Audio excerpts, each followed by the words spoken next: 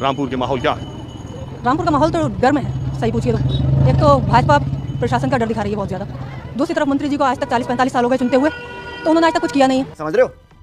तो पब्लिक खुद डर में है और ना ही सोच पा रही है कि हो क्या रहा है और करना क्या है। पब्लिक के पास कोई ऑप्शन ही नहीं है। एक तो वही ऑप्शन है जो 45 साल से हम चुनते चले आ रहे हैं, उसके बावजूद भी हम सड़कों पर हैं, उसके बावजूद भी हम रोड पर हैं। सब चंगासी ना तो बद से बदतर हाल हो ही चला रहा है और हो रहा है, और हो सकता है आगे इससे भी ज़्यादा बदहाल हो सकता है, क्योंकि जो मौजूदा सरकार है उन्होंने भी गरीब आवाम के बारे में कुछ नहीं सोचा है। जो 40-45 साल से राज कर रहे हैं यहाँ पर, उन्होंने आज तक कुछ नहीं सोचा था।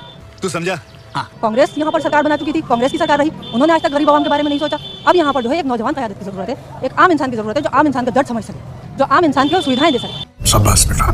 क्योंकि हम लोगों को सुविधाओं की ज़रूरत है, अब हिंदू मुस्लिम की ज़रूरत नहीं है। बहुत हो गई हिंदू और मुस्लिम की राजनीति, बहुत हो गया बहस, बहुत हो गए इन लोगों के अपने कारोबार, क्योंकि राजनेताओं ने अपने कारोबार संभाले हैं, अपनी गद्दियाँ संभाली।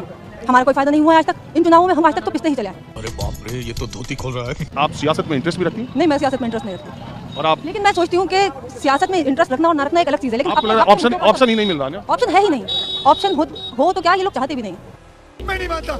बड़ी बात यह है क्योंकि आज तक इन लोगों को बेहतर मिला ही नहीं है। इन लोगों को एक बदतर शख्स मिला था, अब उनसे ज़्यादा बदतर आ गए, तो इन लोगों के पास कोई चारा नहीं है। ये करें तो करें क्या? अभी मैंने कहा कि ऐसा नहीं है कि आजम खान ने ज्यादतियां नहीं की है, और ऐसा भी नहीं है कि उनके साथ हो नहीं रही हैं। बहुत बुरी ज्यादतियाँ की हैं कि लफ्ज़ों में बयान भी नहीं कर सकते कि क्या ज्यादतियाँ की है, लफ्ज़ों में बयान नहीं कर सकते।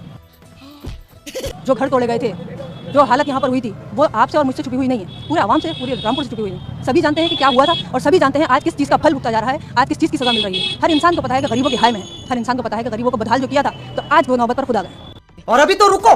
आज उन्होंने ये कहा था ना, कल हम उनकी हमें ज़रूरत थी, जिस वक्त एनआरसी के सीएए के मुद्दे पर उनको बुलाया गया था, तो वो मैं ये नहीं मान सकती कि वो जेल में थे। वो जेल में नहीं थे, जेल वो फरवरी में गए हैं, लेकिन एनआरसी का मुद्दा दिसंबर में निकला था। इसकी मूर्ति बननी चाहिए। उनके पास यहाँ के रामपुर की आवाम पहुंची कि एनआरसी पर आपका क्या कहना है, तो उन्होंने उस पर ये कहा कि हमसे तो अपनी नहीं संभल रही है, तो हम आपको क्या देखें। तो आपने हमारी जिम्मेदारी ली ही क्यों थी? आप हमारे बीच आए ही क्यों थे? जब आपसे अपनी ही नहीं संभल रही, तो आप राजनीति क्यों नहीं छोड़ देते? आप राजनीति में परिवारवाद कर रहे हैं, राजनीति पीढ़ी दर पीढ़ी चल रही है, किसी नए को मौका नहीं दे रहे हैं। बात तो सही है।